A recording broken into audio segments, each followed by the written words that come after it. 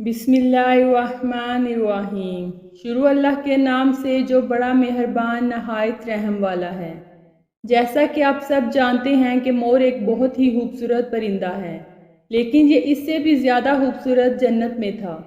मोर की खूबसूरती और हुस्न पर सभी परिंदे नाज करते थे, लेकिन इन सब खूबियों की वजह से मोर ऐसी क्या गलती कर दी कि जिससे अल्लाह ताला ने मोर को जन्नत से निकाल दिया। अल्लाह तबारक व ताला ने जब हज़रत आदम अलैहिस्सलाम और अम्मा हव्वा को पैदा किया तो इन दोनों को जन्नत में भेज दिया।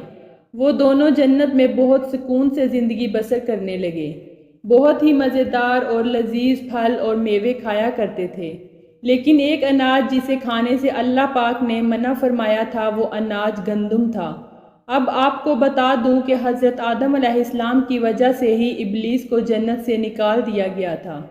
इसी वजह से शैतान को हज़रत आदम अलैहिस्सलाम से दुश्मनी हो गई और वो हज़रत आदम अलैहिस्सलाम का दुश्मन बन गया।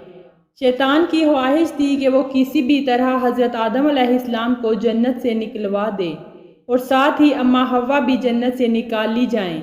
जब शैतान को खबर हुई कि हज़रत आदम अलैहिस्सलाम को तमाम मेवे खाने की इजाज़त है, लेकिन एक अनाज जो कि गंदम है इसे खाने की इजाज़त नहीं, तो शैतान ने सोचा कि बदला लिया जाए। शैतान इंतकाम की आग लिए जन्नत के दरवाजे में बैठा रहा और 300 साल तक बैठा रहा कि कोई आए और इसे जन्नत में लेकर जाए। एक दिन अचानक जन्नत से मोर बाहर आया तो शैतान ने इसे पूछा, ए खूबसूरत परिंदे तू कौन है? तो मोर ने कहा, मैं मोर हूँ। फिर मोर ने कहा, अब तुम अपना तारुफ कराओ। तो शैतान ने झूठ बोला कि मैं एक फरिश्ता हूँ, मैं अल्लाह पाक की इबादत से एक पल भी गाफिल नहीं हूँ। मैं ये चाहता हूँ कि मैं भी जन्नत में जाऊँ, वहाँ की नेमतों को अपनी आँखों से देख सकूँ। तो शैतान मोर से कहने लगा, क्या तुम मुझे जन्नत के अंदर ले जाओगे?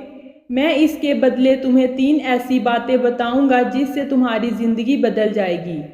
तुम्हें बुढ़ापा और बीमारी नहीं आएगी, तुम हमेशा के लिए जन्नत में ही रहोगे।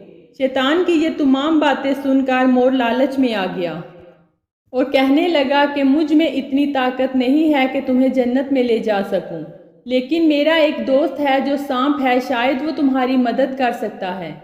ये कहकर वो अपने दोस्त सांप के पास गया और इसको सारी बात बताई। वो भी खुश हो गया। फिर शैतान एक मोती की शक्ल में बन गया और सांप इसे मुंह में डाले जन्नत में दाखिल हो गया। यूं शैतान अपनी चाल में कामयाब हुआ। जन्नत के तमाम निगहबानों को मालूम था कि शैतान ये चाल चल रहा है और जन्नत में आ चुका है। फरिश्ते शैतान को जन्नत से निकालने लगे, तभी अल्लाह पाक का हुक्म हुआ कि इसको अभी जन्नत में ही रहने दिया जाए। वो फरिश्ते अल्लाह तबारक व ताला के हुक्म से रुक गए। शायद हज़रत आदम अलैहिस्सलाम का इम्तिहान था।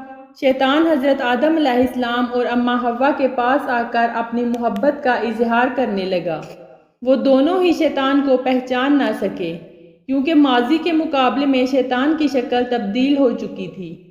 शैतान कहने लगा, मैं चाहता हूँ कि आप दोनों हमेशा जन्नत में इसी तरह रहें और हमेशा खुश रहें। हज़रत आदम अलैहिस्सलाम ने इसकी बात बहुत गौर से सुनी। शैतान ने कहा कि अगर आप मेरी बात पर अमल करेंगे तो आपको जन्नत की और भी सहूलतें मिलेंगी। हज़रत आदम अलैहिस्सलाम शैतान के बहकावे में आ गए और कहने लगे कि ये कैसे मुमकिन है। तो शैतान कहने लगा कि एक गंदम का दाना आप दोनों खा लें तो आप दोनों को अब्दी हया हासिल हो जाएगी और आप दोनों हमेशा के लिए जन्नत में ही रहेंगे। ये बात सुनकर हज़रत आदम अलैहिस्सलाम के दिल में रुहजान पैदा हुआ, लेकिन इनके दिल में अल्लाह की नाफरमानी का खौफ गालिब आ गया।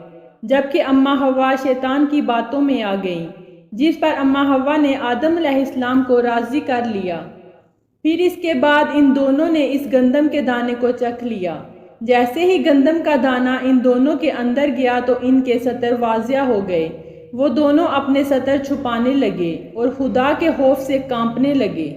इस दौरान अल्लाह ताला ने ये हुक्म दिया कि आदम और अम्मा हव्वा दोनों को जन्नत से ज़मीन पर उतारो।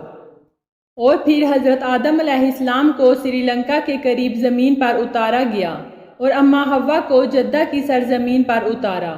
जिन खूबसूरत पाँव से चलकर मोर शैतान को जन्नत में लेकर आया था, वही खूबसूरत पाँव अल्लाह ने मोर से ले लिए।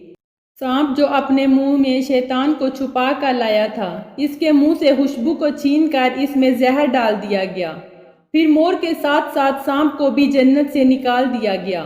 تو دوستو، کیسی لگی آپ کو آج کی یہ ویڈیو؟ امید کرتی ہوں اچھی لگی ہوگی۔ مزید ایسی ویڈیوز دیکھنے کے لیے میرے چینل کو سبسکرائب بھی کر دیں۔ شکریہ۔